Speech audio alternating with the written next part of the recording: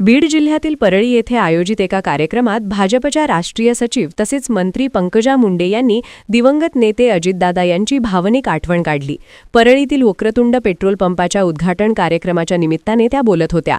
अजितदादा यांनी पालकमंत्री आणि उपमुख्यमंत्री म्हणून बजावलेल्या भूमिकेचा उल्लेख करत त्यांच्या जाण्याने कधीही न भरून निघणारी मोठी पोकळी निर्माण झाली असल्याचे पंकजा मुंडे म्हणाल्या.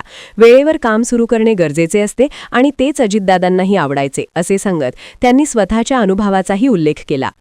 सूर्यभान भाऊंच्या आग्रहामुळे मी काल म्हटले होते 10:30, पण मी 7:00 म्हटलं 11:45 करा. तर मी या वक्रतुंड पेट्रोलियमचं उद्घाटन झालं असं जाहीर करते.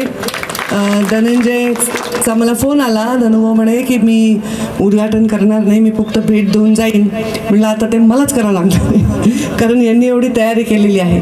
आपण तिथे मुंडे साहेबांच्या, अण्णांच्या आणि आदरणीय दादांच्या प्रतिमेचं पूजन केलं.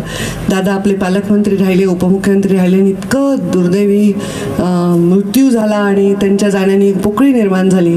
त्यामुळे सर्व रद्द केले, कार्यक्रम एकदम शांतपणे केले. पण आता काही गोष्टी वेळेवर सुरू करणं भाग आहे आणि तेच योग्य आहे, कारण दादांनाही तसंच आवडत होतं.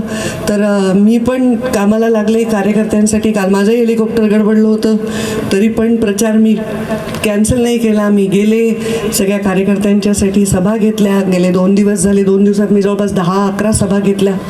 आणि हे काम आपल्याला करावं लागतं, अविरत काम करावं लागतं.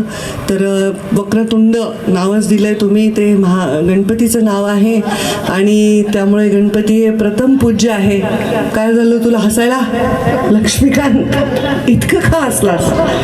तर ते गणपतीचं नाव आहे, गणपती प्रथम पूज्य आहे. मी गणेशाच्या चरणी, आमच्या वैद्यनाथाच्या चरणी प्रार्थना करते की हा तुमचा पेट्रोल पंप चांगला चालावा. आणि कार्यकर्त्यांनाही प्रार्थना करते की अकाउंट उघडू नका, लगेच पेमेंट करा. म्हणजे इथं आज नगद कल उधार असं लिहून ठेवा बाहेर, कारण आम्ही उद्घाटन केलं की म्हणते ताई जरा तेवढं बिल आहे त्यांचं जरा थांबा. तसं नको व्हायला.